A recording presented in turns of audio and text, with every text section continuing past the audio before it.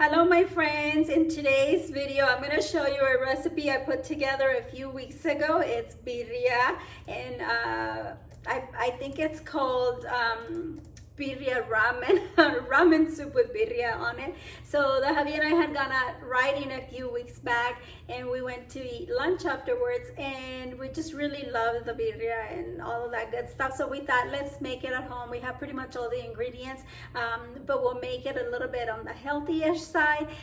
So I thought I'd share with you how I put those together. Let me know if you try the recipe. If you do, comment below as well, and don't forget to subscribe, like, share this video, and see you soon. Now let's get cooking.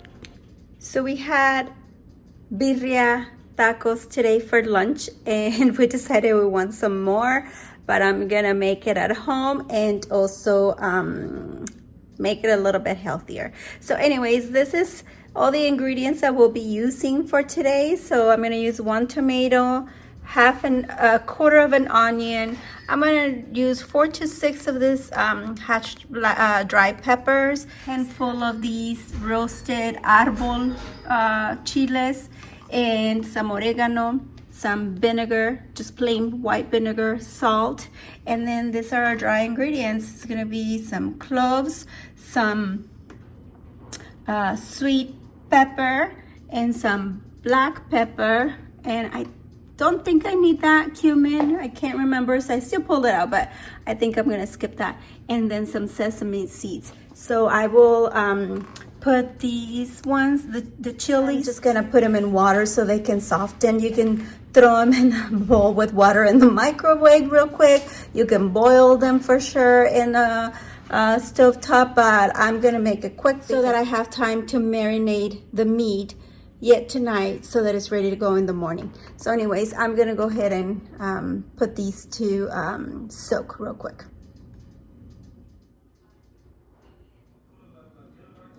So I ended up boiling this in the microwave for 3 minutes. You can see they're nice and soft.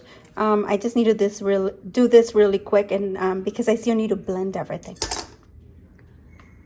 So I added its juice. Some people don't like to add the juice because it can be a little bitter, but I feel like that only happens when you boil them too much. So to that I'm gonna add just 2 leaves. I'm gonna add a handful, just a handful, not a handful, a pinch of cloves, and same with the sweet pepper, and the same with the black pepper. And I am gonna skip that, I don't need that. But this one, I should have gone, you know what? Let me just get one of my measuring spoons. A lot of my recipes are pinches instead of measuring spoons, and so it's funny because it depends how I learned it. If I learned the recipe on my own, then I probably use this because I got it from a book or a channel or something. But if I learned it from my mom, it's with my hands. And of course, this recipe is my mom's. And when she gave it to me, I was like, 5 peppers, okay, 6 peppers. You know, I was doing that as I was going, as she would say, a pinch of this, and I would say, okay, let me count, because that's the way I learned. So again, if you see me doing pinches, it's probably my mom's recipe, just a disclaimer. So I'm gonna add 1 of these, probably 2. This is 1 tablespoon, or teaspoon, I should say. So 2 teaspoons of that. These, you can never really go wrong with adding a lot of the spices. It's just gonna be so yummy. And the thing with this recipe is that it will cook in its own juice, so all the extra spices just kind of fall off of it into the juice. So you can never really go bad adding stuff. But see, that's why you need a pinch. This kind of spices are pinched spices. Anyway, so I skipped the what is that, the cumin, but I am gonna use some of the oregano, and this one It depends what kind of oregano, but some of the oregano, it's a little on the bitter side, so I'm only gonna do 2 pinches. And I don't know if it's the Mexican oregano or the Italian oregano, but one of them is really, really, really sour, so I'm not gonna overdo it. I'd rather taste it and add more. Same thing with salt. You want to be really good. I always cook with pink salt, pink Himalayan salt, so it's a little bit on the saltier, so you be careful with that one, because it's saltier than table salt. But again, I'm being generous on this one because the juices fall down when you cook, and you want to make sure that everything's really, really seasoned, so that you don't end up with bland food. So anyways, I'm gonna throw a splash of vinegar. So this is just a splash. That should be enough. You can add more water at this point. So about 1 cup of water. And it's ready to go. Oh, I almost forgot. 1 Roma tomato. And my quarter of onion. And I think that was a yellow onion. I always pulse things first just to allow everything to get in there and not force the blender.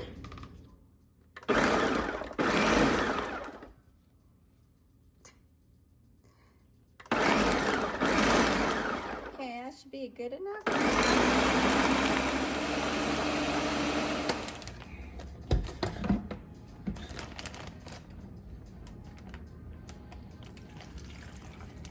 Just like half of it. So I can freeze the other half.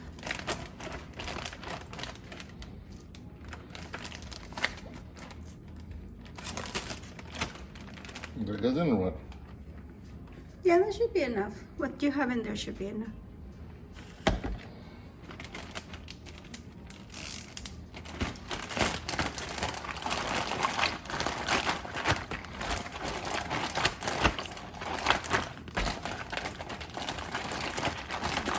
So we're just needing enough to marinate it. I don't want it too juicy, but it still will have enough juice because it'll have all of that juice plus its own juice. And then I'll freeze this one. So here's the remainder of the sauce. So again, it's like enough for 2 meals. And so then this, or a big meal if you're having family over. But this goes a long way because really you only need to marinate your meat in it. If you want it a little bit more saucy, you can just add more of it, but normally it's just enough to marinate your meat. But again, with this one, I can make 1 or 2 more meals really, but I'm gonna freeze it just like this. I take all of the air out and then I lay it flat to freeze so that I can stand it up and have enough room in my refrigerator for other things. But I always label it because I make another red sauce that looks so similar to this for pozole, and sometimes I'm like, what was this for? And they're 2 distinct flavors. Oh, because of course they have different spices, but this one I want to make sure I know it's my birria. So we're gonna put this in the fridge for marinating overnight.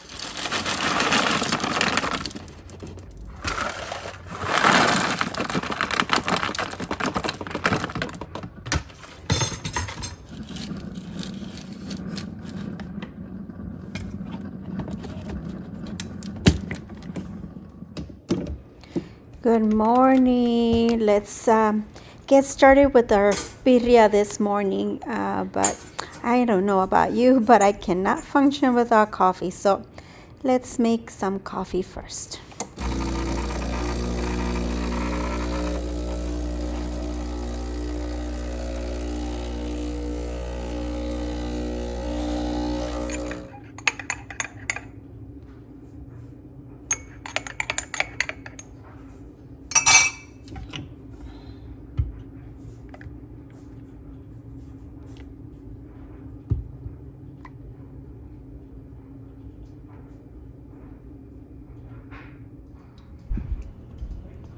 Okay, so now we just put everything in the crock pot. We turn it on low and let it cook for 6 to 7 hours. Okay, so this ended up cooking for 7 hours on low, and this is how it turned out. It's coming apart. And see, it's got a lot of its own juice. Hubby wants to try. We had ramen birria yesterday, and so he wants to do it again. So let's try it.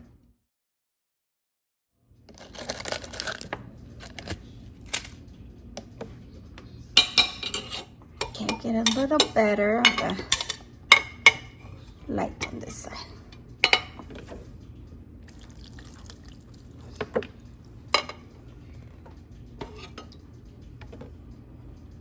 I don't know if this is hot enough to cook it, but we're gonna try. Okay, so let's make our cauliflower rice. I'm just gonna put some onion, and I like big enough pieces because once they saute, they kind of melt, and I really like the taste of onion. Princess, are you okay?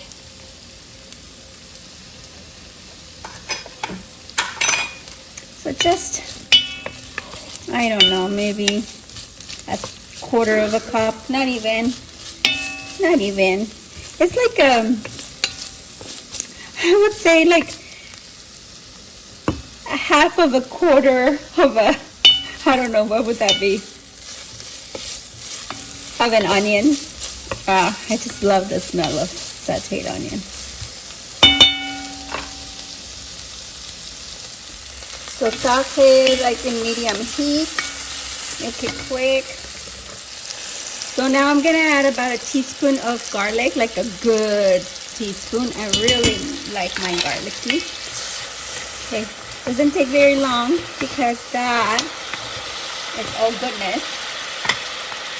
And I want, I need more oil. My bottle is full, so it's being silly. Anyways, because this is what's really gonna flavor my rice. And then to that, I'm gonna add a whole bag. It's 12 ounces. So, you know, if you need more, do more. I only make enough for one meal at a time. And to that, I'm gonna add a pinch of Himalayan salt and the same of black pepper. Maybe not too much black pepper.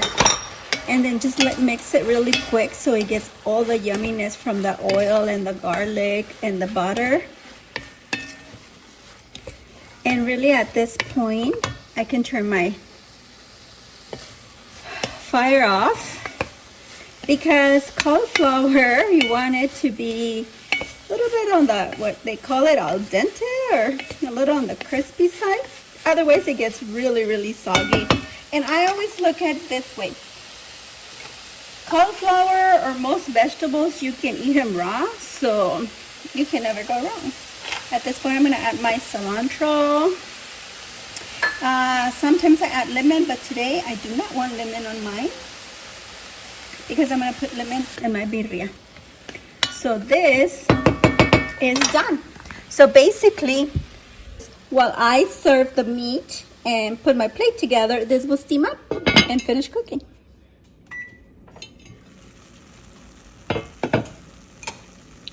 So it's nice and cooked, but not mushy. That's perfect.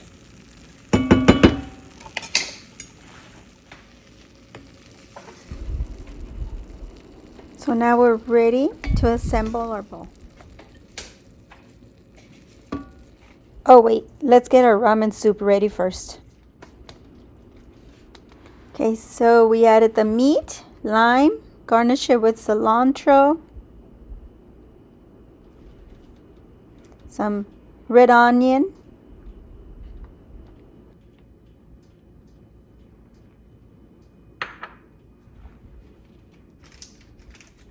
oh, don't forget to add the seasoning packets.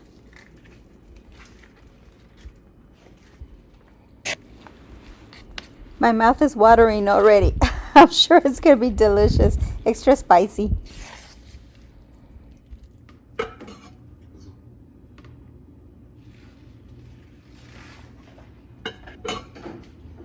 Back to the bowls.